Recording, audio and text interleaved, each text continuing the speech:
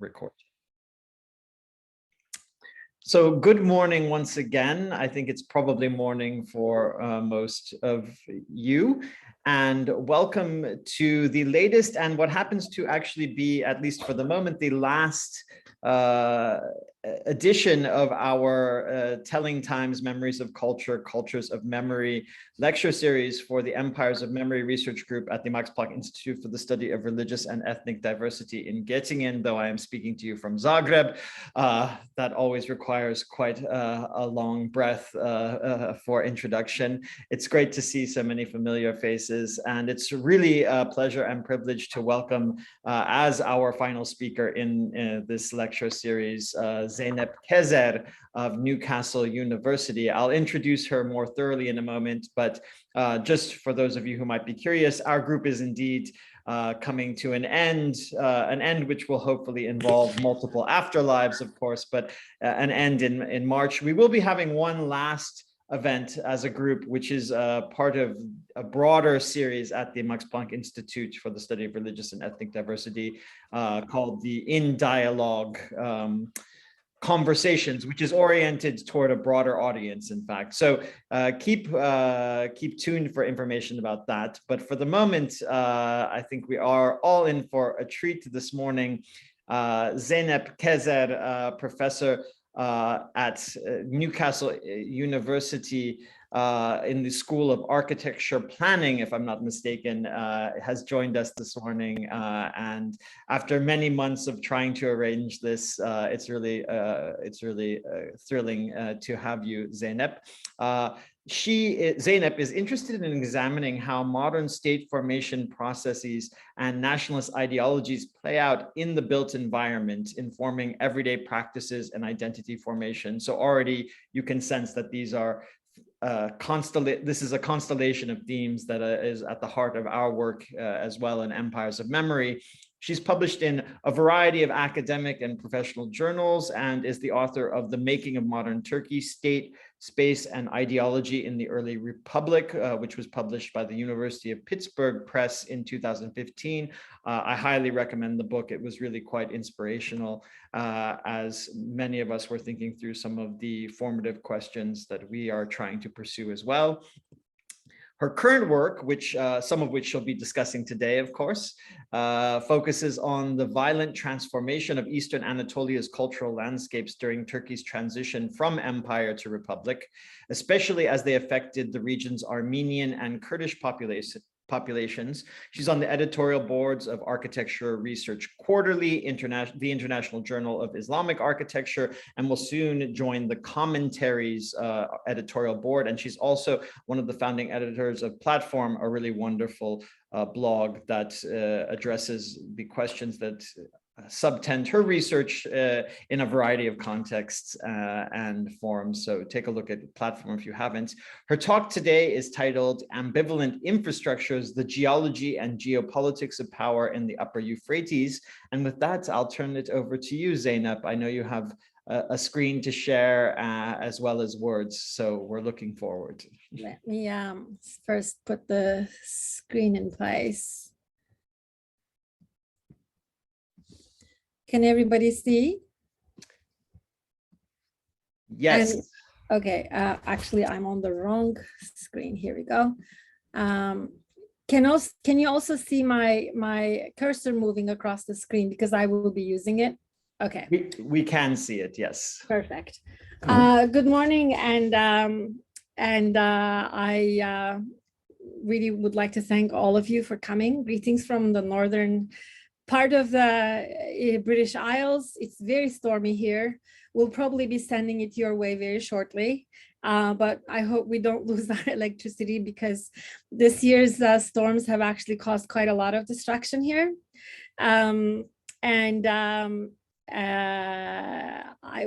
Actually, like every other researcher, my work has been stunted by the pandemic. On the one hand, away from archives and the field and conversations about it, one's imagination starts faltering. On the other hand, We've all been stretched very thin by the demands of remote teaching modes, which are twice as time consuming, but half as rewarding because you're not in the same room with the students as they're kind of beginning to suddenly sort of see certain things. But at the same time, these formats have allowed us to come together kind of in a more, like, I mean, I think this mode of presenting and speaking to one another has become more commonplace. And I'm hoping that perhaps we might be able to keep this as one of the silver linings of a rather horrific experience. And for me, as we come out of this pandemic, I'm crossing my fingers. I'm hoping that this conversation that we start here and the feedback that I can get from you will provide an opportunity to sort of like restart my research thinking. And I also want to thank Jeremy, who's invited me here. I met him at a conference a couple of years ago, but I hope that that was just the beginning of many conversations. Clearly, we have a lot of overlap in interests. I also want to thank the professionals in your institute who have facilitated promotion and production of this event. So without further ado, I will start talking about my work. Now, what I have decided to do is to do a three-part conversation. In the first part, I'm going to just kind of provide you a very brief overview of what it is that I'm working on, situate ourselves historically and geographically. In the second part, which is actually probably more kind of like a formal conference style paper, like it's a short, well-defined subject, but it will give you a flavor of the things that I'm interested in, the way I look at them. And the third part is certain threads that I have teased out of this, and that's kind of more freewheeling. I try to kind of tidy them up because the project has, you know, very unwieldy aspects. But I kind of thought that that might kind of give us some focus for the rest of the conversation. So that's kind of the last part of. I also would like to apologize. I do have a very long-lasting dry cough. Like, it's not COVID. I've had it since I was very young. It might jump in, but I'm equipped with various beverages and I have been totally codeined up. So. The title of my project, my broader project, is Engineering Eastern Turkey, People, Power, and Place in the Upper Euphrates Basin. As many of you in this audience particularly well know all too well, efforts to homogenize the polity and attain internal pacification has been a central goal of all governments in Turkey since the 19th century, but they took an increased urgency in the late 19th and 20th centuries, especially during the country's violent transition from a multi-ethnic, multi-confessional empire into a unitary nation state. My main interest is in how the modern Turkish state tried to bring the Upper Euphrates region within its fold and how local populations pushed back against this process. But of course, the twilight years of the Ottoman Empire, where many of the questions I'm looking at are rooted, forms a constant background of interest. Now, just to kind of position ourselves geographically and establish a brief background for the historical developments that I'll be discussing, here in two maps, you can see how fast the Ottoman Empire unraveled in the latter half of the 19th century. And without going too deep into it, you can see that several European powers, Britain, France, Russia, and later Germany, each had designs on Ottoman territories. And secessionist nationalisms were gaining tractions in places where central authority had limited reach. The situation was especially volatile on the edges of the empire. At the turn of the century, territorial losses accelerated in various Slavic nations in the Balkans, which I assume quite a few of you are working on, Arab-speaking North Africa and the Levant, and also the east of the Euphrates. By the end of World War I, all but this last region east of Euphrates remained as part of Turkey, the primary successor to the empire's core lands.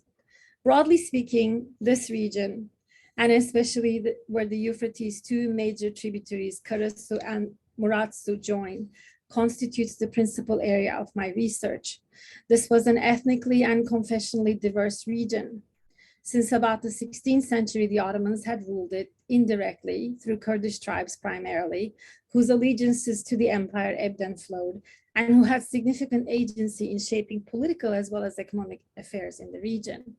19th century Ottoman efforts to reign the east of Euphrates as part of modernizing reforms had met with opposition by the Kurds, who resisted relinquishing their regional dominance, which in turn would eventually lead to severe turmoil. At the same time, Ottoman officials had also become wary of rising nationalist sentiments among Armenians, who constituted a sizable part of the population here. Despite their fractious relations, the Ottomans employed Sunni Kurdish paramilitary forces, known as the Hamidiye Cavalry, to conduct brutal pogroms on the Armenians so as to keep them in check. Now, these tensions ultimately culminated in the genocide during World War I, forever changing this region's demographic makeup. Peace did not come when the war ended. Turkey's assimilationist policies toward its diverse Kurdish populations in this region continued to this day in what might be seen as an intermittent, low-intensity civil war.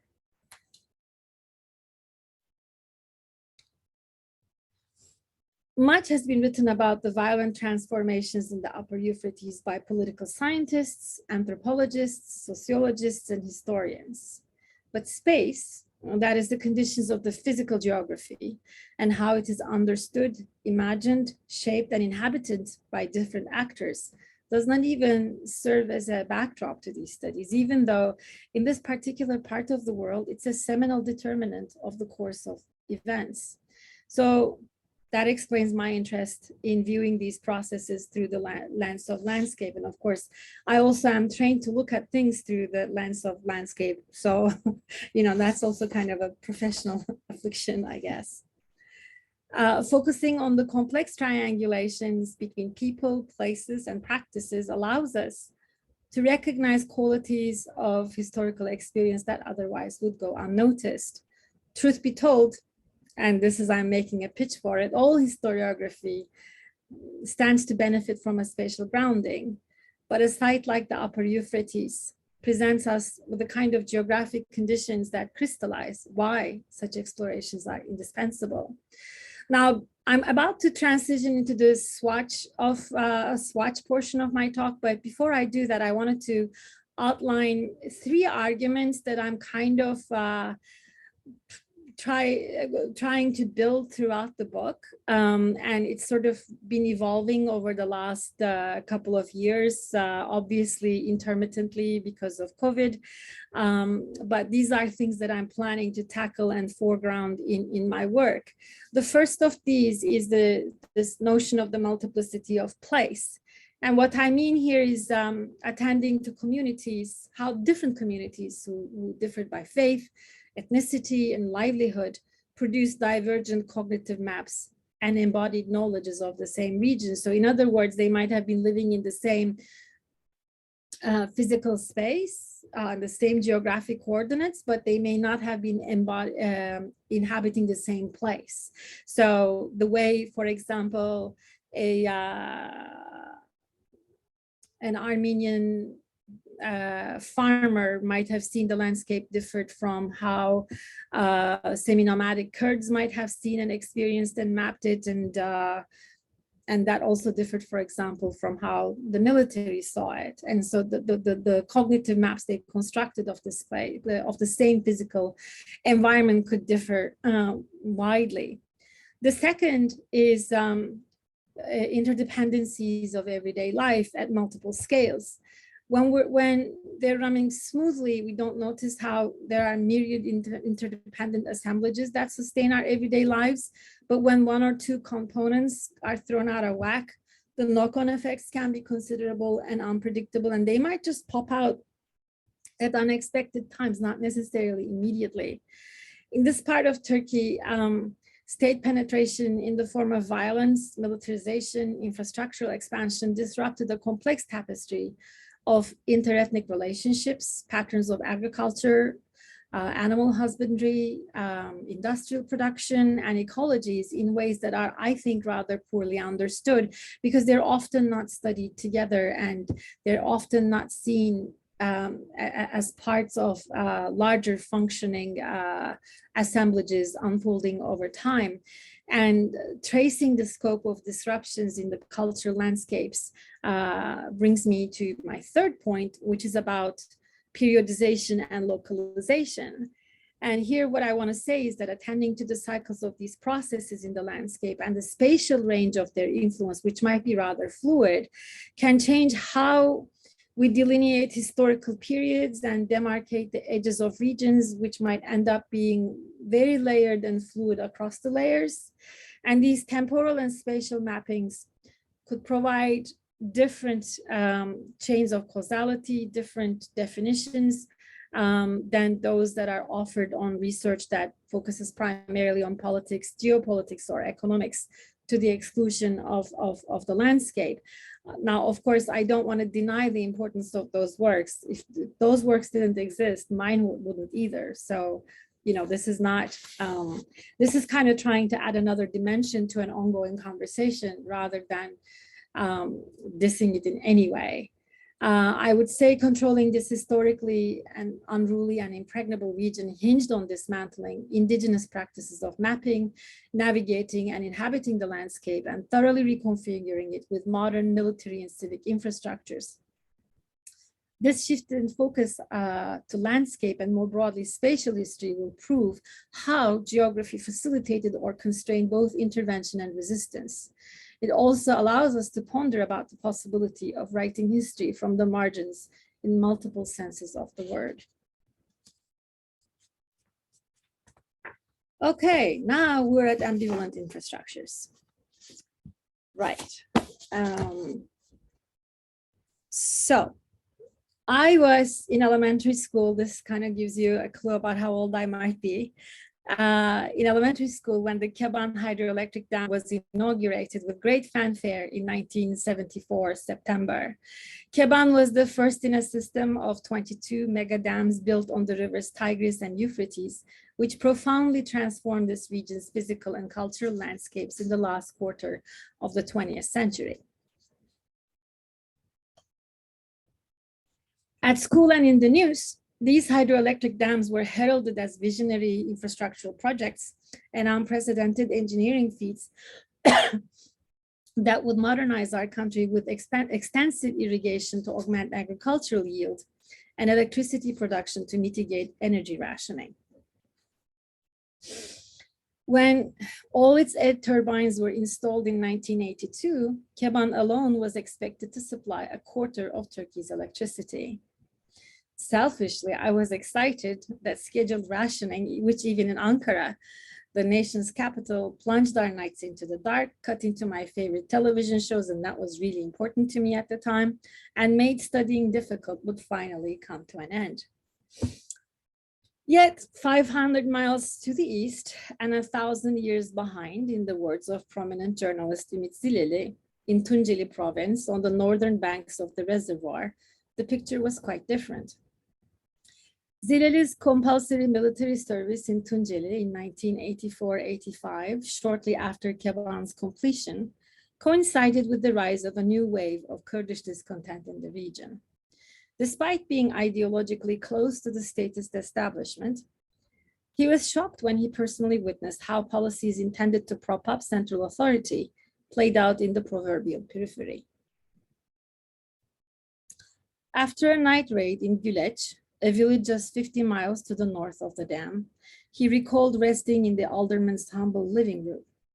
Familiar with state oppression delivered through the military, his hosts were cagey, but entertained the platoon nonetheless with fresh baked bread, cheese from their sheep, and tea. Visually surveying the interior, Zileli noticed the naked bulb hanging down from the ceiling, the television in the corner, and the fridge, both decorated with embroidered doilies.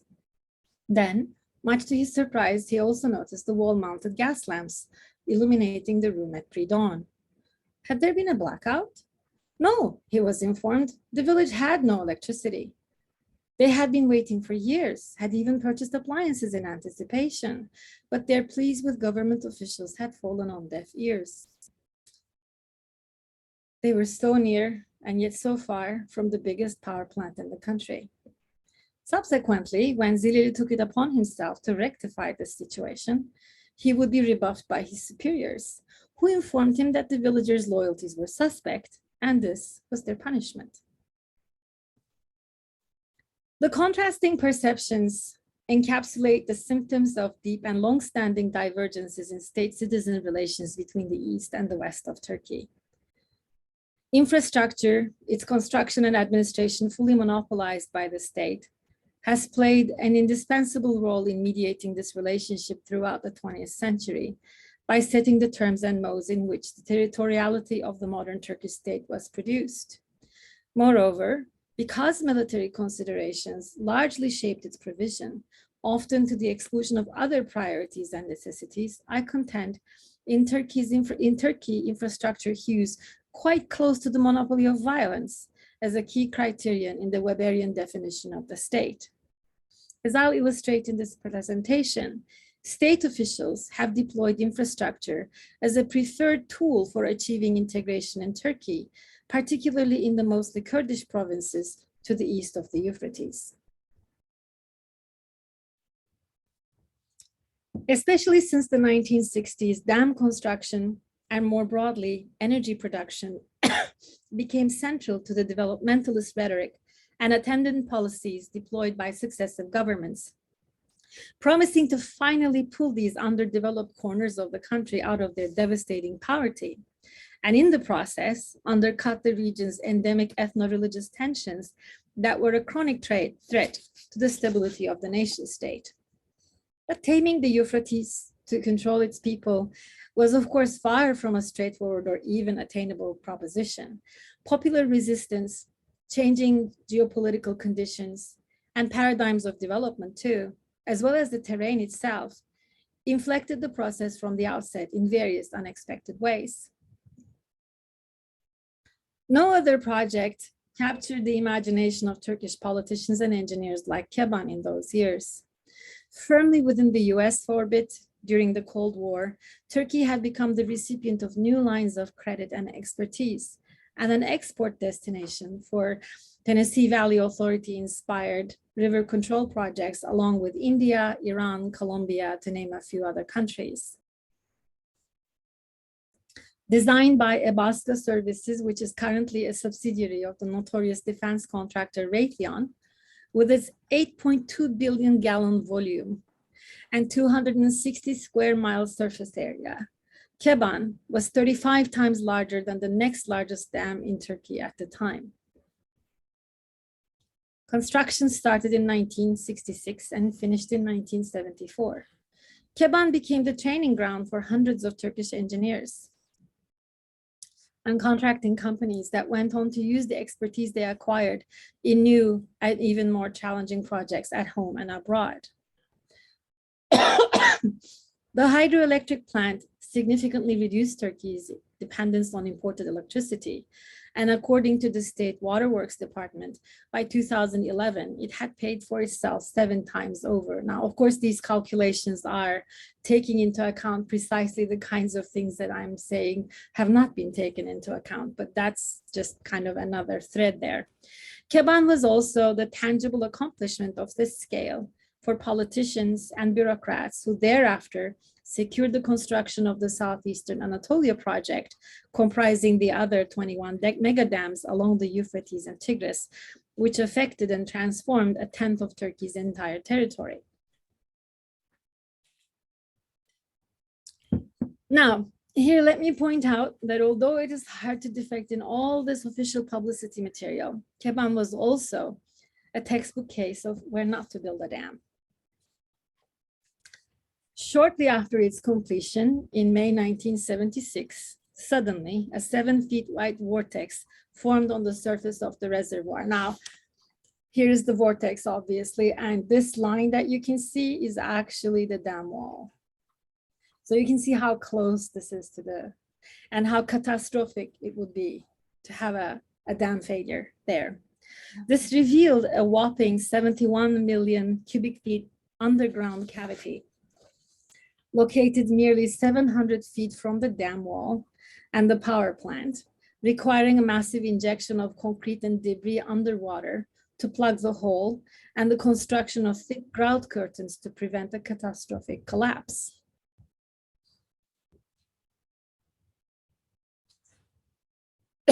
To situate you, here is where the vortex is. This is where the dam wall is. So clearly this must have been more or less where the photo was taken.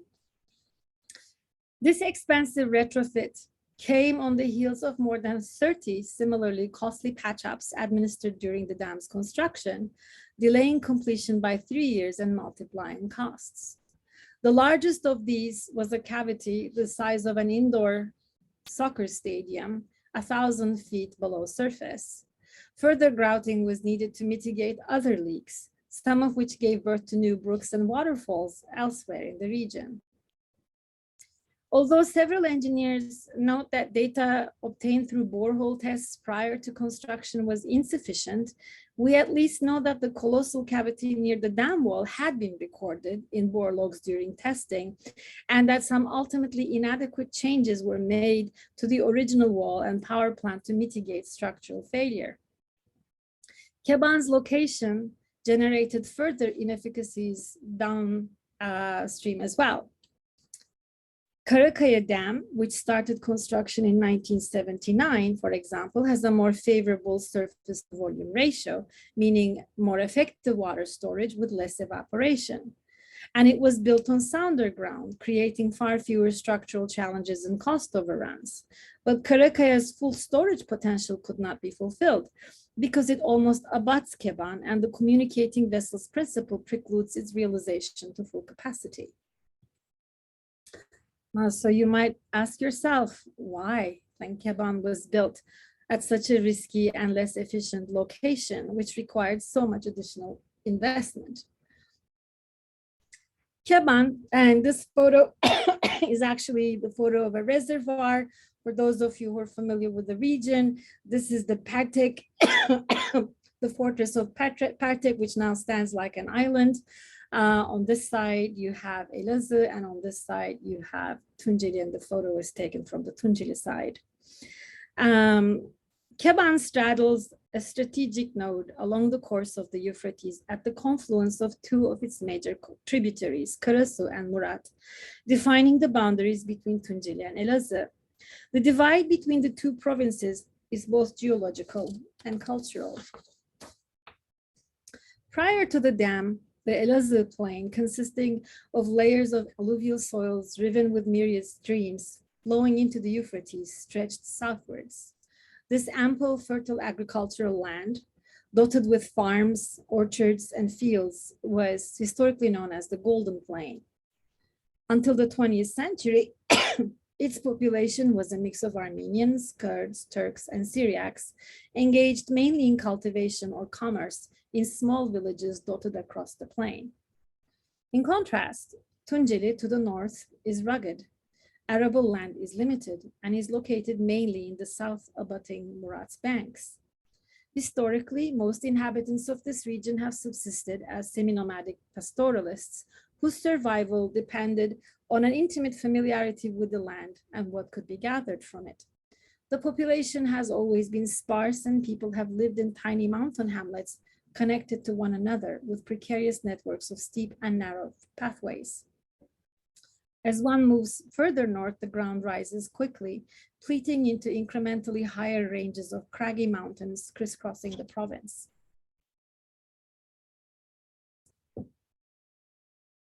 Massive hydroelectric dams like Keban depend on the snow melting from such high peaks and rushing down into capillary streams and valleys every spring. But what renders this geography such a valuable national asset also has historically made it a thorn on the side of the state.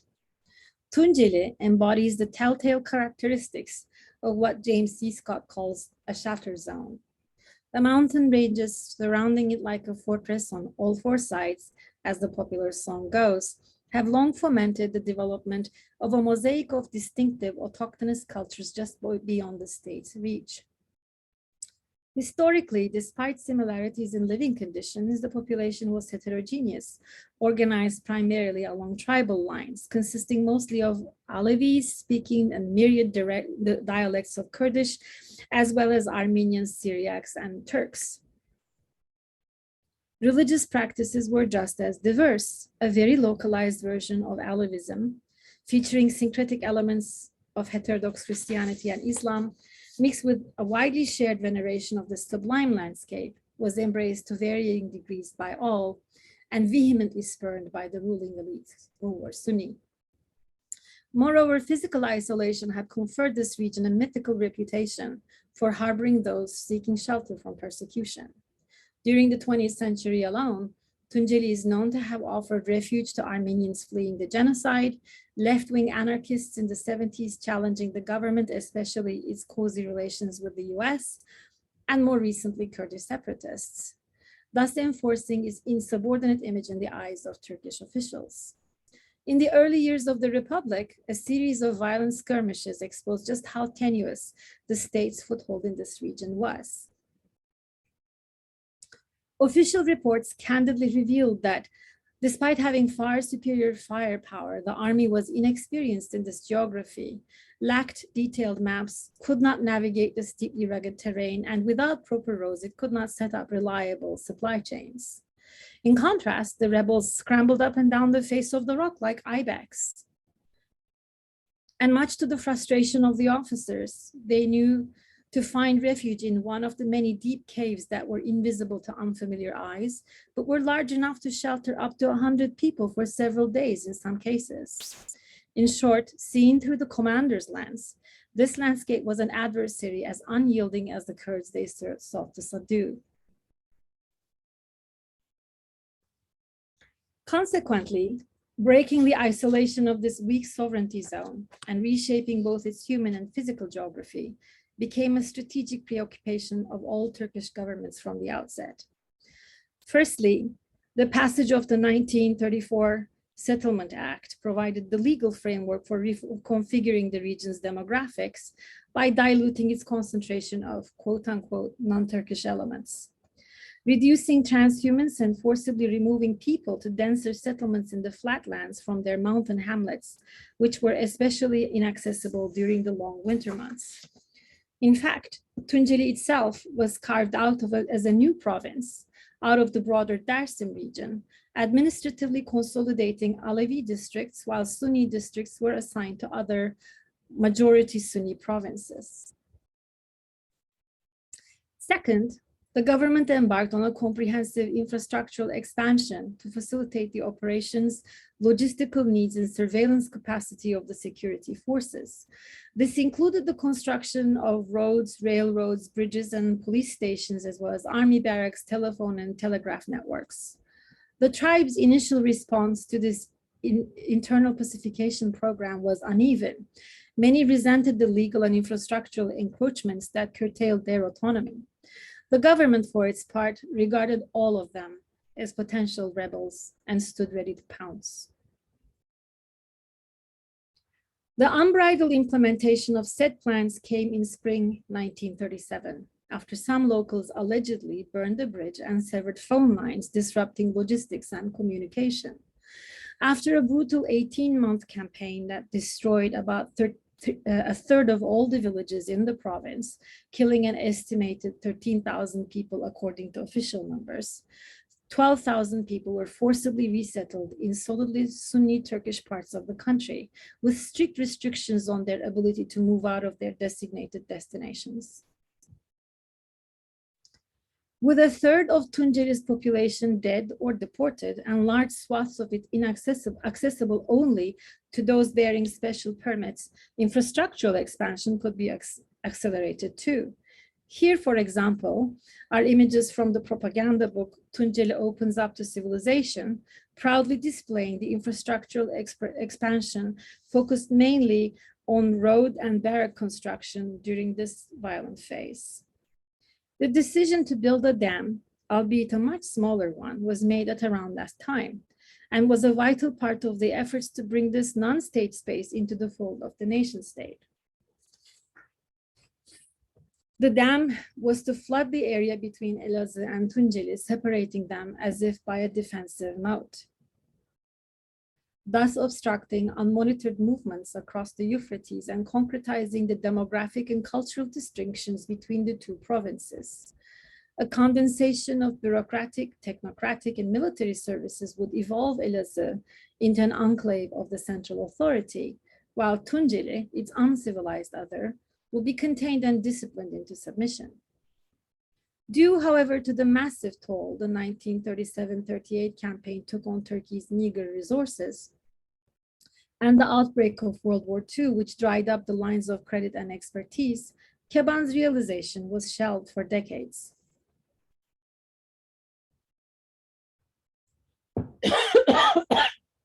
Thus, when in the 1960s, the project morphed into a Tennessee Valley Authority-inspired megadam with a giant hydroelectric plant, its general location had already been determined in the 30s with the installation of flow monitoring gauges along the boundary between the two provinces, and by the looks of it, never revisited.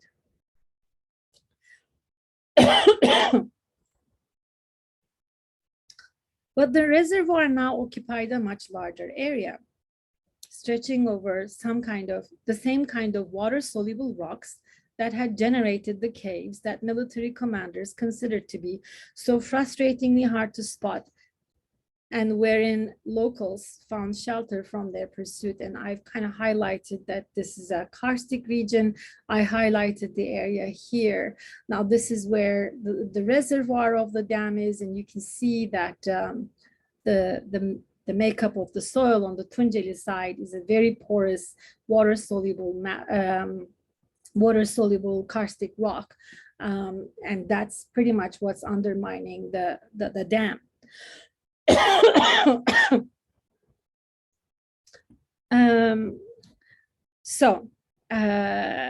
Plugging such caves or flooding them had been considered in the 1930s to eliminate local hideouts. And ironically, site selection according to military priorities rather than engineering considerations was what eventually led to Keban's structural problems, delays, and cost overruns.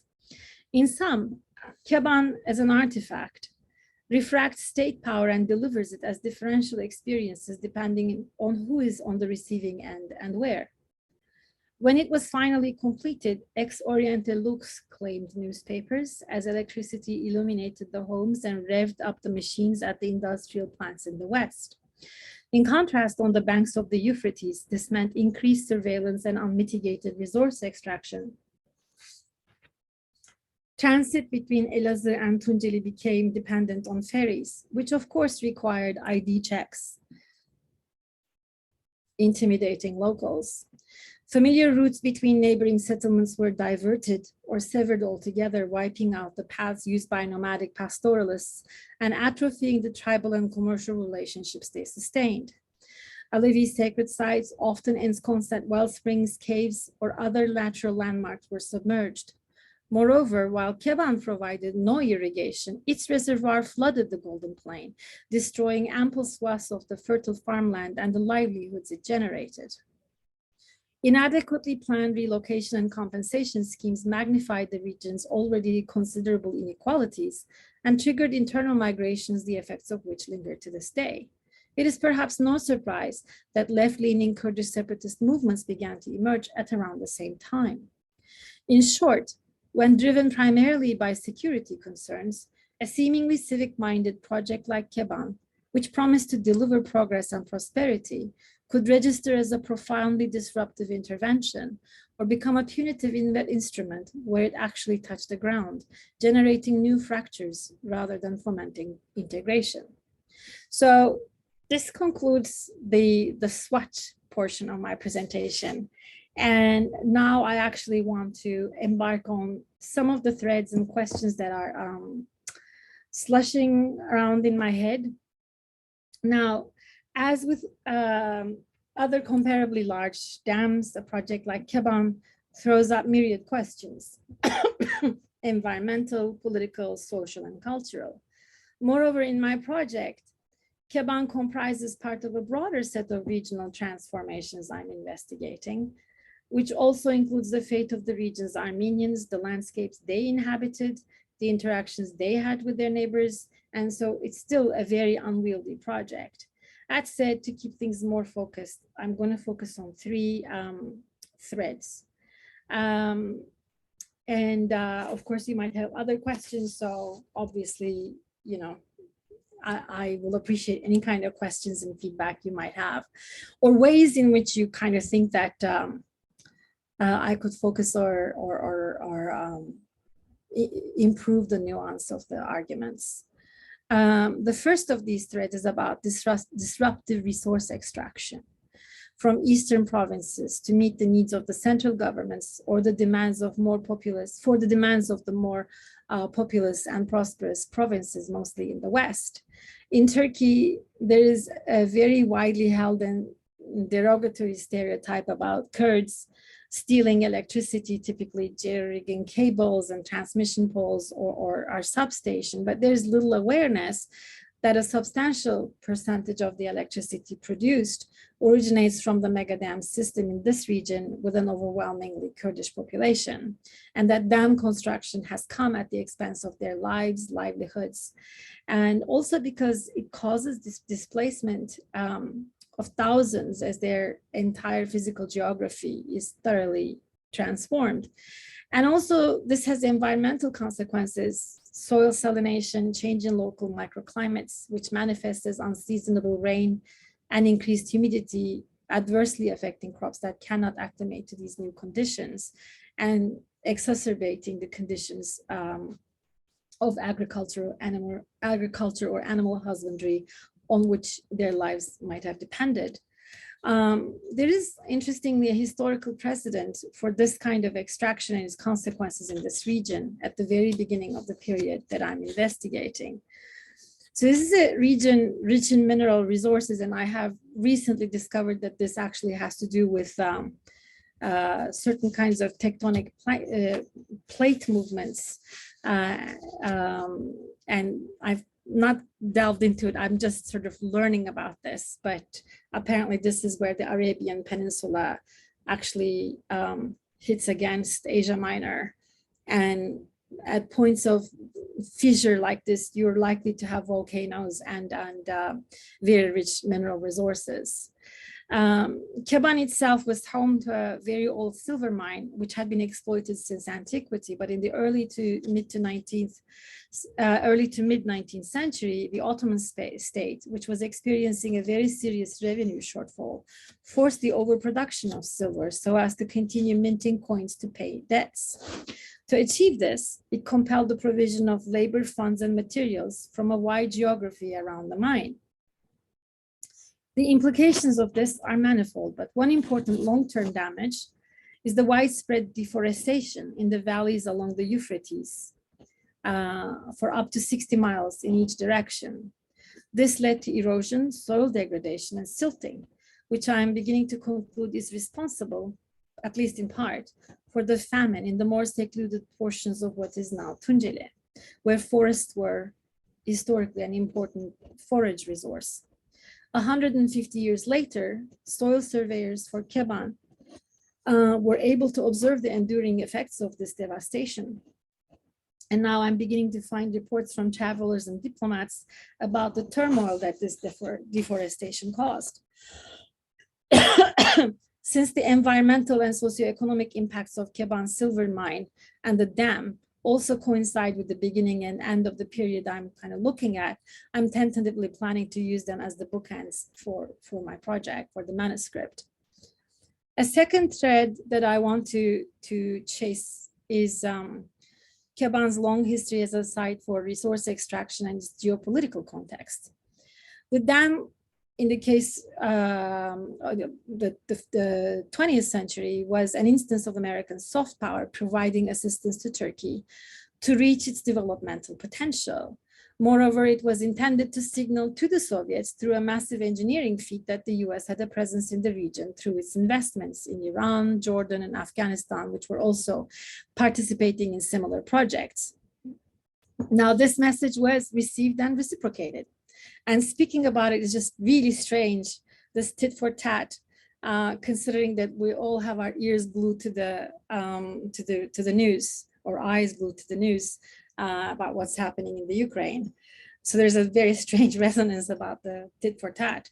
While a consortium of Western engineers and contractors were dealing with Keban's delays, the Soviets helped build the Takba Dam in Syria between 1968 and 73. The resources of this region, though, have a long history of playing an important geopolitical role, so it wasn't limited to the 20th century or the second half of the 20th century. In the interwar period, European countries, very much under British pressure, gave Turkey and Germany, which had lost the World War I, the cold shoulder. Consequently, the two former allies rekindled their close relationship, with Germany supplying much needed technologies and industrial products in exchange for raw materials from Turkey. During the Great Depression, this exchange evolved into a clearing agreement, which is an international barter protocol. In the 1930s, Germany began to build up its military and began to stockpile all of Turkey's chromium output, indispensable for stainless steel production. Elazığ is home to a vast chromium mine, largely developed by German engineers in Alacakaya. Turkish production became so accelerated that by the end of the decade, the country was producing 20% of the world's chromium.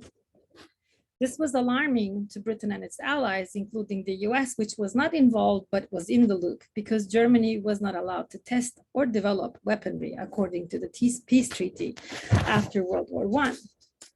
However, the allies did not have capital or leverage to break this circuit, and the two countries continued to have a deepening interdependence almost till the end of World War II.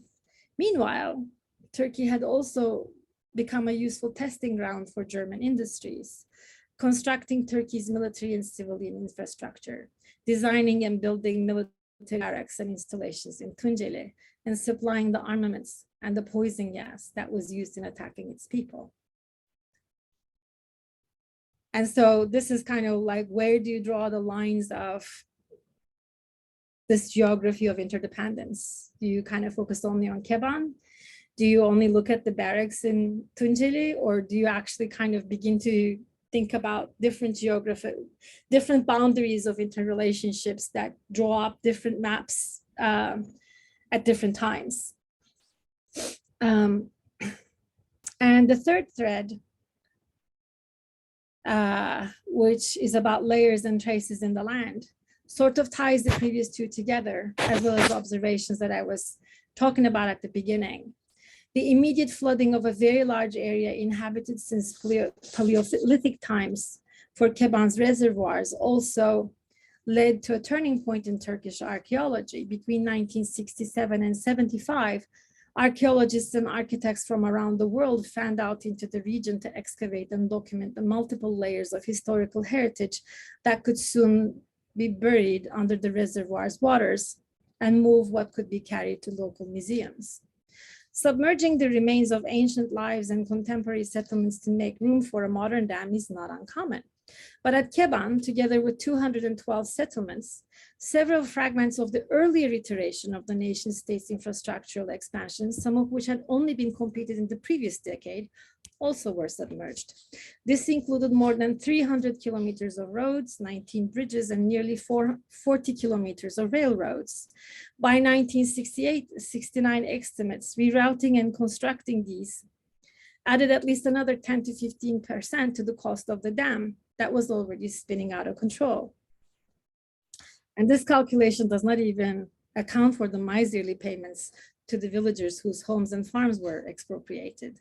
By virtue of submitting what was visible, actually on the surface, and crucially currently in use, Keban was set to generate another new and modern archaeological layer, if you will, comprising the material culture of the modern nation state, traces of its earlier attempts at taming this place, bringing it under state control, turning its landscape into a resource, and its people into docile citizens.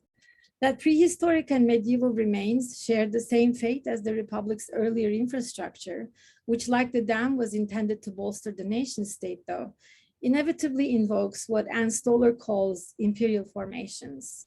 Imperial formations, she says, engendered constantly deferred promises of a more prosperous but always elusive future, leaving in their wake sedimentations of thwarted intentions to which she refers as imperial debris. The Upper Euphrates sits far out on the periphery of political or economic power.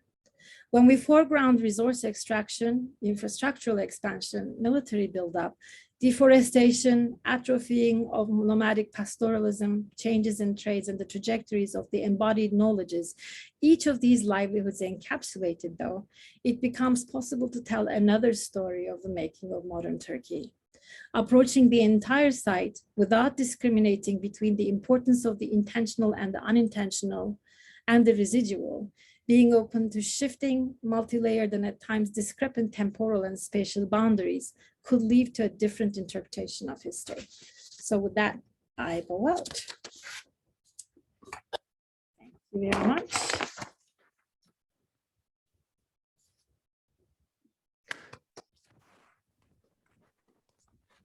Thank you so much, Zeynep. This was a really wide-ranging and yet simultaneously deep excavation of the political genealogies of Keban. I'm sure that we have many questions and comments. We have about a half an hour remaining, though we can even go over that. I think I'll just briefly raise a few issues which you can feel welcome to respond to or not as the prerogative, as part of my prerogative as convener and host, and then we'll turn it over. Please do raise your electronic hands, as I think that's the easiest way. I see Alice is already there, but I'll just quickly raise these few issues. So first, you won't be surprised, I think, to hear that, at least for me and perhaps for others, this trope of civilization, medeniyet, medeni eserler, I think was another phrase used, is quite fascinating, and how we might think about this internal civilizing process as an imperial formation. I guess I wonder to what degree that discourse of medeniyet has changed since Keban was under construction. I'm thinking now, of course, also of Hasan Cave and its submersion in recent years, whereby, at least in some spheres, I think you had arguments that in fact it was civilization that was being submerged by the dam rather than the dam providing civilization, just like the services of light and water. Secondly, you know, it's really striking to hear you talk about the Tennessee Valley Authority, which of course, as a sort of post-American, I'm familiar with. And it makes me wonder about the circulation of expertise in the mid-century. Of course, you gestured to the Cold War politics of this, but you know, I'm thinking of Timothy Mitchell's rule of experts in particular here. I wonder if you could say a bit more about that circulation of knowledge, or of course, if that's outside of the ambit of the project, that's fine. And then thirdly, and most generally, you know, your earlier work in Ankara, especially, being this very detailed inquiry into state formation as a spatial process, and now moving to the southeast, to Kurdistan, to the GAP projesi. I would be curious to hear a bit of the contrast that you've observed, given the sort of two very different political spaces and geological even spaces where you've conducted research. But I'll stop there. You can respond to any of that if you like, or we can begin to take questions. How would you like to go? How have you gone in the past, I guess? It depends on how many people are eager to chime in. Right now, I see just one digital hand raised. So I don't know if you have any immediate thoughts to what I've said. Otherwise, we can take Alice. I can give some brief answers or responses to the points you have raised, and then that might maybe generate some more conversation. Great. I think that civilization at the hands of decision makers does morph and become something different, and it's sort of like an evolving concept, I would say.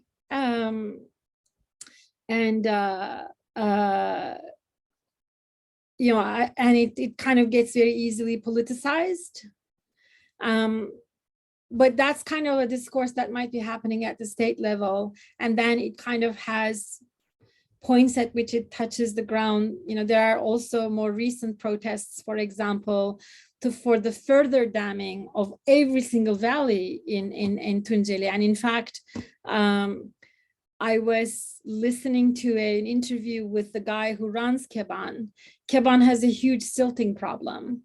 And one of the ways in which this silting problem has been resolved or mitigated is actually by building further dams further up that are actually catching previous silt. Like some of the silting that would have been arriving at Keban directly are now being collected at dams that have been built upstream.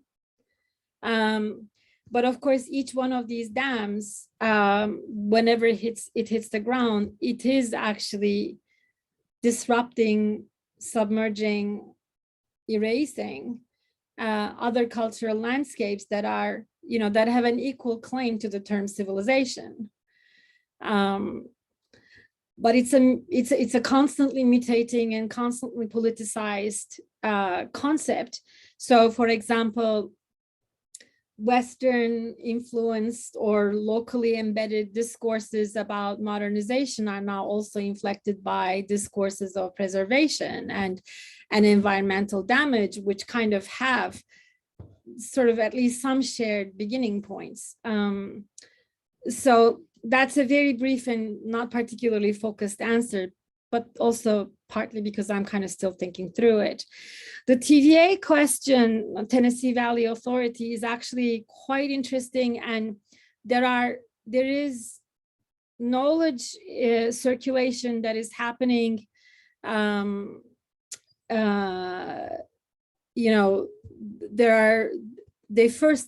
Americans first come and do a project in Çukurova, and then it extends to Keban area. And through World Bank, both Turkey and other countries receive credit for the construction of these projects. And actually, I was hoping to get into the World Bank archives, and that's exactly when COVID hit. So I actually couldn't see some of the documents, but there is the circulation of expertise, but there's also circulation of political expertise, if you will, or political leader making, because Keban has actually produced two prime ministers who eventually became presidents. Both Süleyman Demirel and Turgut Özal have worked here.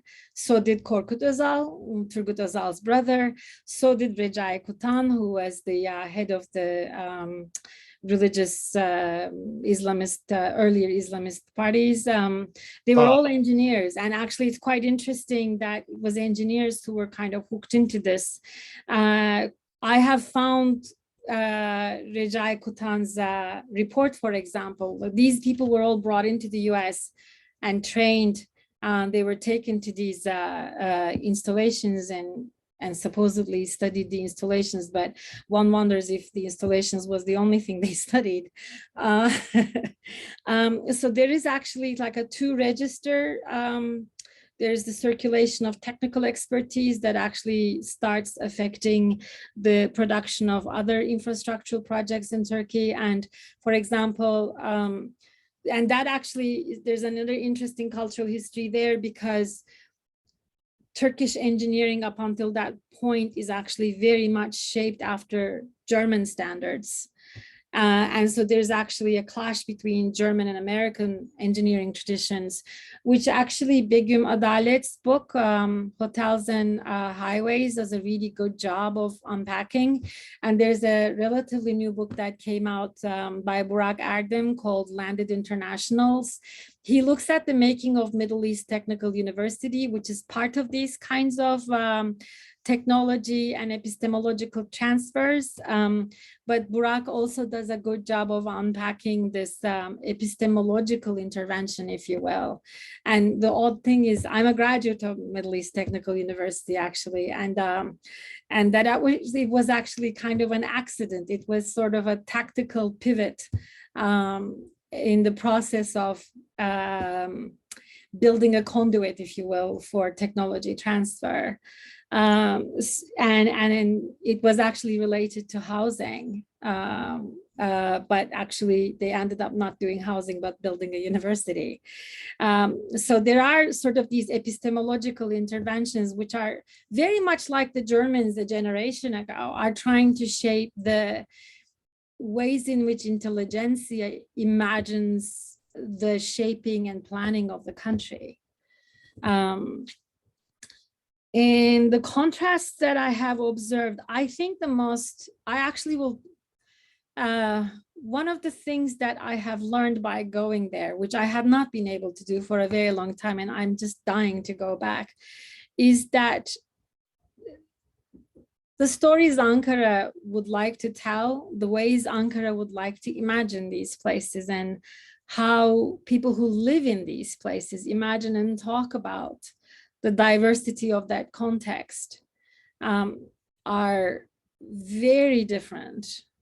I was expecting, for example, because Elazığ is actually constructed almost to be a stronghold of the state, I was expecting, and there is clearly reason to believe that there's a very strong state and nationalist presence. But at the same time, everybody knows who everybody is, and there are a lot of people who are of mixed ethnic background, who have different stories to tell, and everybody knows that these other people have these different stories to tell. And so it's a very careful dance of narratives. So a person who has Armenian ancestry is very active in historiographic work, can be embraced, supported by people who are very closely affiliated with the state, because it's kind of this very interesting dance, and because people actually still have to live together in the same place.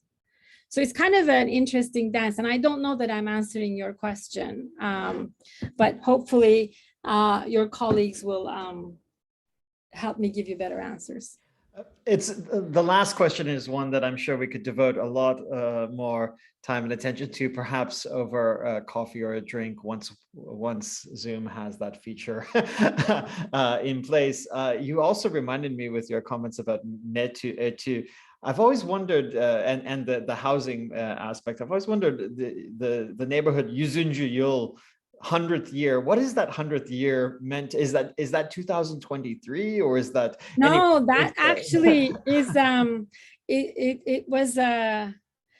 I think it was actually originally intended as like a housing cooperative for people who were in Turkish. I think they were working for a labor union, and after the military coup, which happened in 1980. Everything in Turkey, everything got branded either under the name Atatürk or Yüzüncü Yıl. It was like wallpaper. Right. Yeah. So that's how that became Yüzüncü Yıl.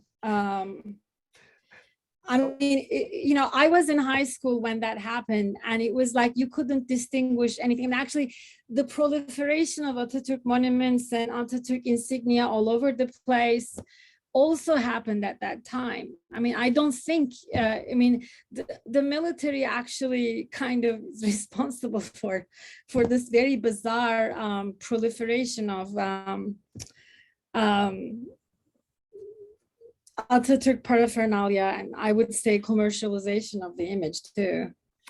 That's a whole nother topic, of course. I'm reading Esra Özürek's book, and I don't think she necessarily highlights that as much as she might, perhaps. But anyway, I don't want. We have others in the conversation. For the moment, we have two, so we'll take it one by one. Alice, please unmute yourself. Yes, thank you so much, Zeynep, for sharing your project with us, and thanks Jeremy and his team for making that possible and making that happen. I have several questions. One is that I might not have caught, I think I missed details of the third point of your question section at the end on imperial formations, and I wanted to ask you if you could please go back to that and explain that a bit better. Whether you were saying, I think there were two, like I was wondering whether you could sort of go more into detail about yeah, the relation of the dam and the infrastructures around it in relation to the infrastructures that were there before. And whether it's just a process of, I mean, to what extent it's a process of ruination, and to what extent it's a process of also mobilizing and building up upon certain things that are there in place. So that's one thing that I wanted to, that I wasn't sure whether I understood right. The second thing is that so I am at Humboldt University, and we in the European Ethnology Institute, and we have one PhD student called Kamuran Akın, who is working on the current sort of latest, last, phase of infrastructure construction in the region, particularly focusing on micro hydroelectronic dams, forest fires, and caracol construction, and really doing so in order to, or let's say from a perspective of sort of colonization. And that's, of course, that's one word that's like, that was missing from your presentation, or at least it kind of, I didn't catch it. And then I was wondering, because for him it's very clearly, and then, I mean, and then if we look at the elements that you mentioned, like resource extraction, of course, infrastructure, militarization, I mean, it's all there. So I was wondering how you're positioning your project within that big question. And maybe related to that, I'm super close to this idea of the multiplicity of places, and my work is, and also I wanted to say, I forgot, I'm really grateful for your work in general, because I've been recently working in it and submitted 2 articles where I really, both of them from different angles, I tried to work through the whole history of property dispossession, land governance, state formation, and was really struck by how little there actually is. Like, I was asking friends and people, historians, and because I mean, maybe you have more also to share, but I was quite I was sort of looking around, and then was intrigued. There's sort of bits and pieces, and on the settlement law that you mentioned, etc., but there is very little sort of comprehensive or sort of work that looks at the history of sort of transition empire to republic and state formation, with a view to sort of property, land dispossession, and governance in general. I found, like, I was kind of surprised to see how little there is. Okay, so there was, sorry, so there's one, the question of whether you know more about the history of governance and the legal frameworks that were put into place and how they changed, sort of in terms of sort of what things are made possible through particular legal frameworks or their suspension. And then, so to go back to this multiplicity of places, I work on, my last research was on Mush, and, in the writing, you come up with this question, okay, how am I actually going to spell this word? So I've decided that I would spell it in English. I mean, but in order to just, I mean, not to use the Turkish writing of Mush, sort of not to give precedence, I mean, not to prioritize or normalize that, but to work in the translation, so to speak. And so, given that you were saying that this your interest in multiplicity of place forms a part of the project, I was wondering how you are handling, I mean, how you're dealing that in the writing. I mean, now you just do the presentation, but of course, I was wondering in the book, because you talk about Elazığ or Tunceli, and there are many, these places go by many different names. So if we take the thing of the multiplicity of names of places series, how does that reflect then in the choices also for the writing? yeah, sorry, this was longer, but I mean, take it as a compliment for, you know, what it brings up. Thank you. Well, I mean, thank you. And I actually kind of see how we should kind of continue talking, like past this event, obviously. I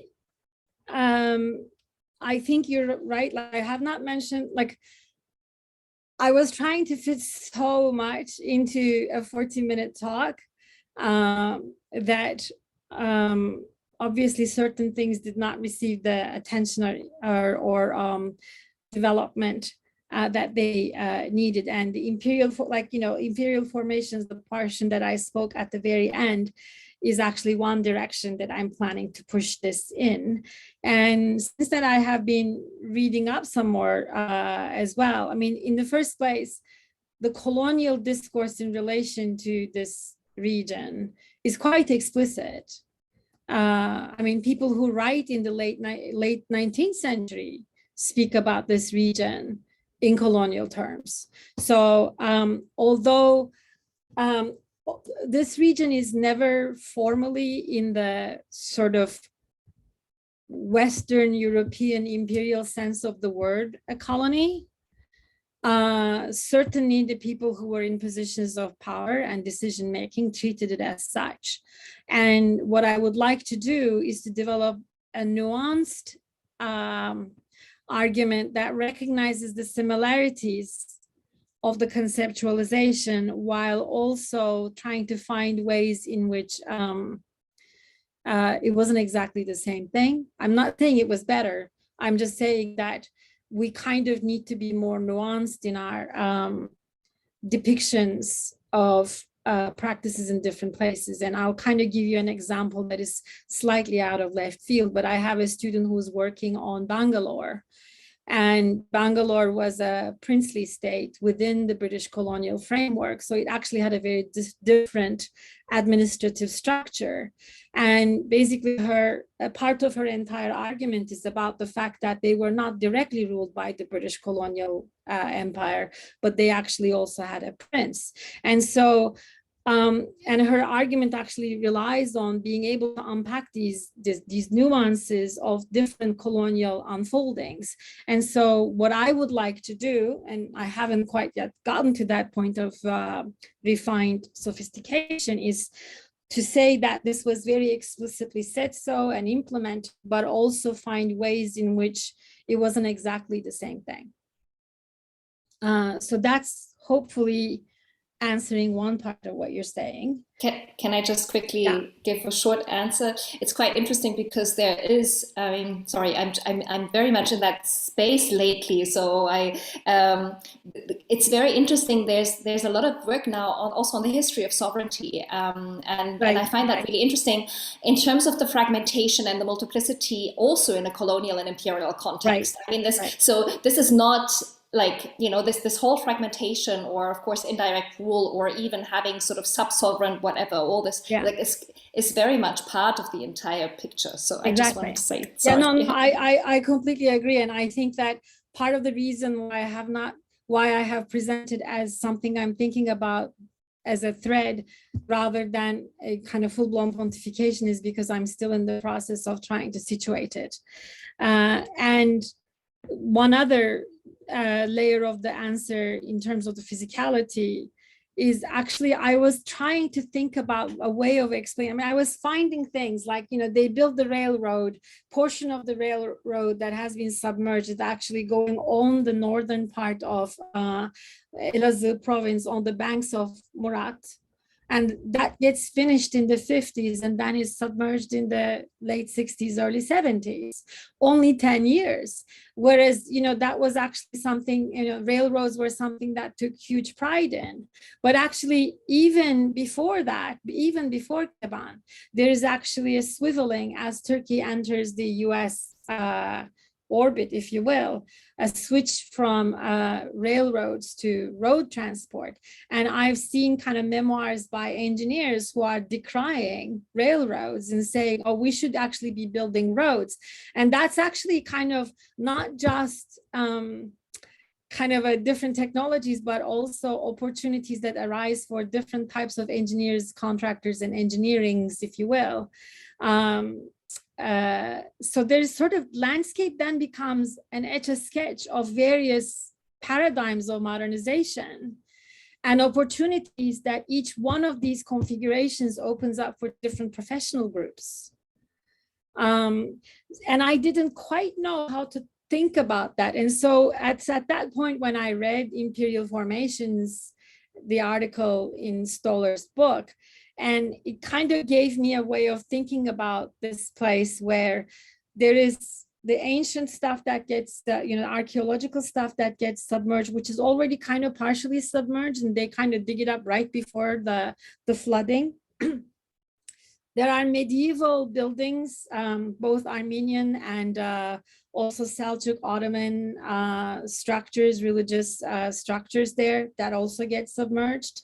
And then, of course, there are settlements and the Republican infrastructure, which includes the bridges, the railroads, and actually the cover picture I have is of a bridge that gets submerged, and it's just right by the dam, and it gets submerged. And they are relatively recent structures, 20 years old, maybe 30 years old. And so it's sort of this constant, trying to chase the latest way of making a modern landscape and ditching what you had 10 years before. And actually this is, I could go off on a rant about this because it's actually something that modern institutions also tend to do quite a bit. I mean, in my school, they just built some stuff and then they demolished it very shortly after they built it. So there's something to be taught, and this idea of embracing it all as rubble, looking at the entire landscape, looking at the residue of both that which was demolished and that which was abandoned. It might still be sitting intact, but what does that tell us about shifting paradigms of modernizing and changing? So that's one other direction. I would say that the newer micro dams that are happening, in my opinion, that are happening now in the last, I would say, 15 years, which are spectacular manifestations of crony capitalism as well, are of a slightly different nature. I mean, they are just as invasive and destructive, and perhaps in some ways more granular in the ways they permeate the landscape of a place like Tunceli. But I think that they are a different paradigm of infrastructural expansion, I would say. They are related, they reinforce and prop up in some ways the existing infrastructure, but I am consciously staying away from looking at those because I think there are some other issues that I would have to take into account, not the least of which is ways in which crony capitalism has taken over and transformed Turkey in the last 15, 20 years. Multiplicity of places. I'm not exactly sure about the question you were asking about the transformation of, I mean, there are some people who write about this. I'm thinking Ümit Kurt has written a very recent book about Gaziantep and the displacement of Armenians and dispossession of Armenians there. I think Elinor Morak, she's in Germany, she writes about, so English language writers, but also for those of you who speak Turkish, probably the work of Nezat Onaran, who is a lawyer who has generated tome after tome of, and of course, the granddaddy of this is Ayhan Aktar, who looked at the Varlık Vergisi, and he was probably one of the very first people to look at this. So dispossession, and of course, Ümit Uğur Üngör and his work with Mehmet Polatel. So there are people who are looking at it, but one of the things that stymies all of this is that by law, you cannot look at Turkish cadastral and like you can't look at property deeds in Turkey. Like you are not allowed to look at them. And obviously there's a clear reason for it. Like that was one of the very first things I wanted to do when I was a graduate student. They don't allow you to do that. So that might be also something that explains the paucity of information, but I think it's through other means that these legal and economic historians have managed to permeate some of that. And naming, my God, I actually at some point want to write something on platform, and I actually even have a title for it. I'm going to call it toponymic quicksands, because one spends so much time trying to decide what the heck am I going to call this place. I mean, one of the things that I find quite fascinating is that, and this is not just in the Tunceli part, but also in Elazığ area, road signs will have both the modern name and then in parentheses or underneath it, and actually in the official road sign, not the interventions that people might make otherwise, the previous Armenian name or a previous Kurdish name. So in a way, erasure isn't quite working. It's kind of almost reifying the double and triple layers of space that are there, but writing something and finding the correct name, or even like a more sensitive spelling. Do I spell it Harput? Do I spell it Harpert? You know, because even that, like there's a difference. You know, Harpert is a word that actually has a meaning. When you say Harput, you're erasing that. So yeah, it's just absolutely, I want to kind of write something that I want to call toponymic quicksands because it absorbs so much of my time trying to decide within a piece, just like, what am I referring to this place as? And would that offend some of my readers? So.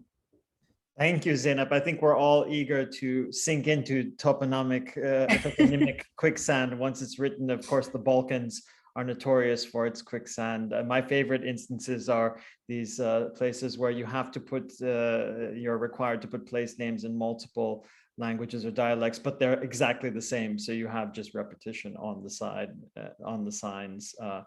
Recently in the Italian region of Friulia, I saw the Italian Slovenian Rupa was the name. It means whole in Slovenian, presumably. But anyhow, we're now going on a little bit. I'm happy to stay longer, but I don't want to. Yeah, I can stay longer too. I don't want to exhaust you too much. So maybe we can take 2 questions now, if they're not too long. I see Chichek and Joe, please. Thank you very much, Zeynep, for accepting our invitation and for your wonderful talk. It popped up so many ideas, so I hope I can make a coherent, sentences out of that. So first of all, your presentation brought me back to my fieldwork conversations about dam projects. Although my work was on memory regimes and commemoration practices, dam projects and the protests against dam project popped up so many times in our conversations. And at some point, I got a bit, it was at the beginning of my research, and I was a bit like, yeah, I understand this protests are also going on now, but I actually asked about something else. I didn't say it that way, but that's what I'm heading at. And the ends were the kind of a response that I got for my attempt to go back to my initial question was amazing in terms of illustrating how erasure connects so many dots that are foundational for a region. So I was told that the air we breathe is not free from state penetration, which was a direct reference to the dam projects. So what I actually would like to hear a bit more is that it's very interesting for me to hear that your project is not based on collective memories. I mean, your main data is not the collective memory, but your findings are very much in tune with the dominant narratives about the dam projects in the region. I'm talking about Tunceli specifically. So people, when the topic would somehow come to the dam projects, people would make very direct links to the genocidal violence, and the genocidal violence would be framed differently based on the political orientation of the person who is telling you the story, of course. But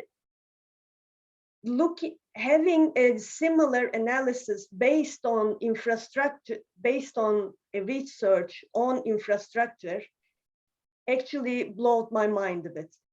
So I was like, oh wow, okay. So of course we are aware that this is one of the regions where you find the most politically sophisticated and like nuanced population of Turkey, but still I would like to hear a bit how you can like how come that we can use quite a different data sets and end up with a very similar narrative in such a case. Am I correct to like I'm okay? Could you rephrase the question, because I'm kind of seeing this more as a commentary. It's more of a commentary, yeah. Because I mean, one of the things that there is sort of a repetition of things that happens through different means, and the genocidal violence that took place in the 1930s, it seems like it was a point of rupture that really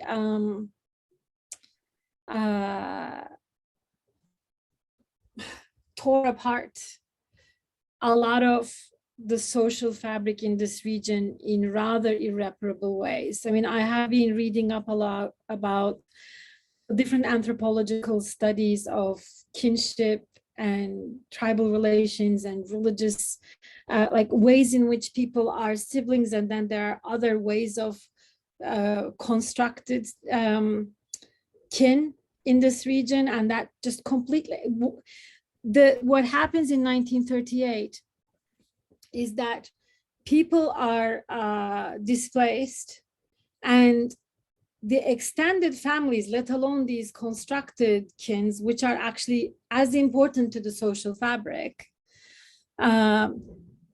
extended families, but extended families like not too far apart, like, you know, uncles, children of uncles, cousins, they are sent to different places and they're not allowed to visit with one another. And so that is actually a profound rupture in the mechanisms of the transfer of collective memory. And so you might have seen, most of you, or might know about how Cemal Süreya, the famous poet who's an exile from this region, his uncle is sent to Istanbul, but they are sent to Bilecik. And his father decides that the best way for him to get an education is to send him to Istanbul with his uncle, and they get discovered.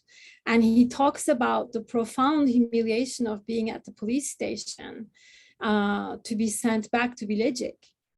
And this kind of stuff happens. You know, Cemal Süreya is a very well-known example, but I have seen other instances where people you would consider relatively close kin, cousins, families of two brothers or sisters, they are separated out. And considering that this is actually a culture that is very reliant on oral and embodied forms of memory transmission, what happens in 1938 is a profound rupture in the fabric of that group of people who used to inhabit this area, and also it gets transmitted. That rupture gets transmitted because nothing that has happened there before has done that kind of break, if you will, because that's a very granular break in my mind. The other thing is that this kind of there are these that landscape is very sacred, and we have seen recently, for example, the government decided that they were going to give hunting licenses to Americans to go hunt the dog catchers, the ibex who live in this region, and then they retracted it. But actually, people who live in this area, as many of you might already know, they will not kill wildlife. They do see themselves as the stewards of this landscape, and all the trees and the fish and the deer, everything is sacred. And so when you kind of start building on this, how different is it than peeing in a church or something like that? I mean, it is that profound a rupture. And I remember early on reading a gendarme report where on one sentence they describe how the deep reverence people have to this landscape and how sacred it is for them. And then like 5 pages down the road, talking about the very same space, says something about how delicious the trout is. You know, those people aren't eating the trout. For them, the trout is actually entrusted to them. They will not fish that animal. And so that kind of, the dam construction and the fishing of the trout, in a way, is an equally painful transgression, even if one of them is more ephemeral and smaller scale and less permanent. I don't know if it answers your question, but there's sort of this, because they are seeing the landscape in very different ways and their role within it in very different ways, the violation keeps continuing in multiple different scales and levels of permanence, I think. I don't know if this is a good enough response, but. Thank you.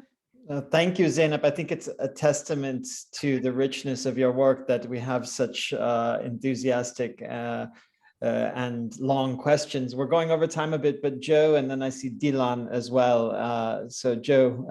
I'd like to actually stay in touch with the people in your group, because obviously we have a lot to talk about. Well, yeah, thanks a lot for this really great talk. I was just really interested, not being a specialist in Turkey or Ottoman, post-Ottoman affairs in general, but I'm really interested in this reflection on colonialism, imperialism, and which you didn't talk about as much in the talk itself, but also the nation state, which you did talk about. And I was just wondering, I mean, that's a big question, so I don't know how long you want to make your answer, but to see where these different logics, it's interesting to see how the different logics overlap, because definitely an argument can be made that a lot of what you were describing, I mean, the impulse towards creating a homogeneous nation, which is connected to the Armenian genocide and suppression of Kurdish culture as something separate from Turkish culture and so on, that is arguably more connected to the logic of the nation state, post-imperial nation state. But at the same time, I think that was also a very good point, that this colonial impulse also seems to be there. And it's interesting how the nation state is in some ways, in spite of its historical emergence as a sort of supposedly anti-colonial, anti-imperial entity, it seems to be quite compatible with certain elements of internal colonialism. And then even the difference between the empire and or imperialism and colonialism, which is another big question, I guess, but not all of the big empire relates to its subjects as in this colonial way. So I don't know if these three kind of ideal types, it's interesting how they interact. If you have any more thoughts on it. I mean, I guess partly because actually both the nation state, the modern nation state, and the modern 19th century colonial entities, they are informed by the same logics of governmentality and centralization, extraction, and rationalization of resource extraction and governance. So they're very similar. I mean, in a way, like if you look at what happens in 19th century France, inside France, consolidating France is also in many ways a colonial project. I mean, one of the books that most inspired me when I was a graduate student, and I still kind of really like the book, even though it's like more than 40 years old now, is Peasants into Frenchmen. And there you see, you see some of the very similar mechanisms, how they are trying to phase out the use of languages other than, modern French, the patois, the pidgin, the whatever you might have, the Basque language in Provençal and whatnot. So I think that there are similar impulses of propping up a rational, expansive, modern, streamlined, bureaucratic state. It plays out in different ways in different geographies, but let's also not forget that colonial possessions of places like France or Britain also inform the construction of the nation state within. A lot of these, for example, French urbanization projects were tested out in French colonies and then applied to France. So there is actually a very inextricably intertwined relationship between the ways in which the nation state was constructed, physically as well, to the way the colonial regimes were created. I mean, one of the most famous landmarks of British architectural history, Crystal Palace, if you didn't have colonies, you wouldn't have that building, not just because of the resource extraction it entailed, but even the structural technologies that were used are actually, it's basically a prefabricated steel structure or iron structure that smaller versions of which were being used in the colonies because you needed to have a rapid construction. And so both the physical and administrative formations of these two types of entities are not all that separate to start with. So that would be my response. Yeah, thanks. Great. Dilan. Hi, sorry for sneaking into the conversation in the last minute. Thank you for this amazing talk. I've benefited from your work a lot. I'm actually writing my dissertation at this moment based on an ethnographic search in Dersim. And I benefited a lot, as I said, from your writings in the sense that, substantiating how physical landscape is, because what I'm trying to do is to understand how physical landscape is used as a counterinsurgence means, also like an insurgence means by the local population as well as certain, political organizations. And this is a very selfish question. You sort of already, said that you don't want to go upstream and look at the current micro dam projects. I mean, I'm interested in it. It's just that it would really kind of go off on another tangent. That's why. Otherwise, I'm interested. Exactly. So I want you to. This is me being selfish, and this is me wanting to hear more about how do you see, insurgency, counterinsurgency. Not insurgency, but counterinsurgency, colonialism is also about extraction as we know it. And how do you see a difference of modalities in between these two historically separate and actually historically separate spatial interventions when you compare the two forms of dam projects? Keban and upstream. I'm particularly interested in, I did a lot of work on Peri River. So I'm wondering, how do you see that, what kind of, how do you actually see that there are different forms of extractions intersecting with different, modalities of like security apparatus, producing a security apparatus in the landscape? And then my question, I guess, regards more to like the international connections of this capitalist relations. Okay. Because it's quite I see it quite different, but I want to hear from you. I would say as a particular mode of extraction is probably not all that different. I actually see, like for me, not having done proper research into it, one of the biggest differences I see between the making of a place like Keban, or prior to that, the construction of railroads, is that they are statist, and the ways in which they're funded, run, and envisioned are about a different mode of governance, if you will, and also different economic paradigms, I would say. So the projects that are now happening, I think if you are a person from Dersim, it's equally violent and it's equally disrespectful. And it's equally devastating to the landscape that you so revere. So that, that goes without question. But the ways in which these contracts are handed out, they have certain kinds of similarities with what's also happening in Eastern Black Sea as well.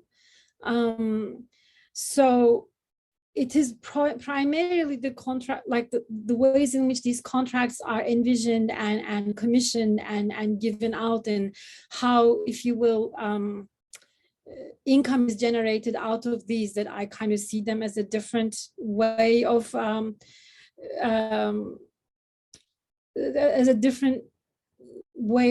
commoditizing the landscape, if you will. Which I don't think was the case in quite the same way up until neoliberalization totally hit Turkey. So that's the main difference that I see right now. I mean, if I were to delve into it, maybe I would see even further similarities. I mean, as I say, in terms of the violence to the landscape and how alienating it is to the populations who live there, I think it is equally problematic. But one major difference, and which is one of the reasons why I'm not delving into it, is that I see it as being part of another economic model. So that's why I have not delved into it, if that makes sense. Thank you so much. I was just like wondering if we could have like further conversation in the future by installing the question of war economy that actually connects the region as well as Turkey to the larger networks of this like security / extraction / oh man, yeah. I mean, this like, the Chrome story, I'd really like to follow. I don't speak German, that's part of the problem. I mean, I live with a German speaker at home, but he has a life. He doesn't have to work as my translator. I mean, what I'd ideally love to have happen in my life, although I've never done a project like that, is, whenever I am giving a talk, I'm very cagey because I'm not an Armenian historian. I am also not Armenian. Similarly, I'm not Kurdish or from Dersim, and like, while I'm aware of all these nuanced differences, I always feel self-conscious as, being sort of a textbook case of a white Turk who got too curious about what she found in the archive and could never recover from it. No, it's true. Like, I discovered these things in the archive and it was just, there was no looking back.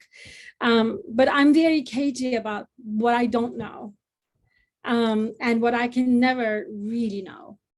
And I'd love to be part of a collaborative project where everybody can actually contribute their own levels of areas of expertise, because these projects, like, a project that really understands or starts unpacking the wealth in this region requires somebody who knows ethnobotany, who appreciates zoology. And I'm very serious about this. Somebody who understands Armenian history, somebody who understands Kurdish ethnomusicology. Because a lot of these things, because it wasn't so much a written culture, like it is only in the songs that you see the significance of these narratives that are about the landscape. So I'd love to be part of a group of people who have very different areas of specialization, who can begin to unpack the richness. And I'm going to, like, there was one example. A while ago, I went to a presentation by Silvina Derme-Garducian, who is Argentinian, but actually of Armenian origin, who lives in Berlin, and she's one of the people involved in the Hushamadian project. And she finds her grandmother's notes, and they're from Gaziantep, and her grandmother has written these local herbal medications, cures for various kinds of ailments. Actually, it was at the same conference that Jeremy and I met. And to unpack those notebooks, it's not enough that a person reads Armenian alphabet because it's written in Turkish with the Armenian alphabet, but it is a very regional dialect. So actually a regular Turkish speaker wouldn't understand the names of these different plants. But even if they understood it, they wouldn't know the botany of those things. So that knowledge that was embodied in one deceased grandparent needed to be unpacked by 5, 6 different people. And what we're looking at is a re-entanglement, like a disentanglement and re-entanglement, if you will, of all these knowledges. And, you know, so did you see where I'm coming short? But you also see why this has to be a group project. And hence why I have, you know, like I have an extended, a protracted relationship with this dissertation. I mean, I've been writing it for so long because it's such Where are you, by the way? I'm in Cambridge, Massachusetts. All right. Yeah. I hope we can have more on this because one you probably all have my email address and you can Google me. Okay. And we could have another conversation. You sort of integrated your maps, multiple maps. One of your multiple maps is Cold War map, right? I mean, and NATO. So, okay, I should. Yeah, no, but please stay in touch. I mean, I like, you know, questions that Alice has raised and Chichek, and I think there's a lot to talk about, and you know how much time you got. But yeah, no, I think there's I was very glad to be able to make this actually. Jeremy has had a lot of patience with me. At least in one area, I've managed some patience. Alice, you were showing us some of the images of the botany. Is that right? Yeah, sorry. It's, I mean, it's hanging right behind me on the wall. This is Silvina's grandmother's. Yeah, I mean, now you see it reflected with a window. But anyway, this is part of her work. Anyway, I just thought, you know, as you were talking about it, and it's right behind me, I had the urge of flagging it in the Zoom window. And it is like the fact that this was all embodied in one woman's mind, and it took so many experts to deconstruct and understand. And so I think now, just like archives that are scattered, knowledge is also scattered in different ways. And so, yeah. I can't imagine a more appropriate place to close our conversation than with a call to collaboration as at least a partial palliative to our native ignorance. So one more round of applause for Zeynep. And thank you. And please do, like, you know, I'd really like to stay in touch. I know that quite a lot of people have very similar work to what I'm doing, and I would actually stand to learn a lot. And you could teach me a thing or two too, because as I said, I'm a white Turk who just stumbled into an archive and never got out of it. Well, it's been a productive, if labyrinthine adventure in the archives, Zeynep. So thank you again all for joining. Thank you for coming. And do stay in touch. And hopefully we'll be able to gather in more immediate forms soon as well. And let me make a pitch for platform. If you would like to write about space, we're accepting papers, so please do. On that note, wishing one and all a good day across the time zone. Bye.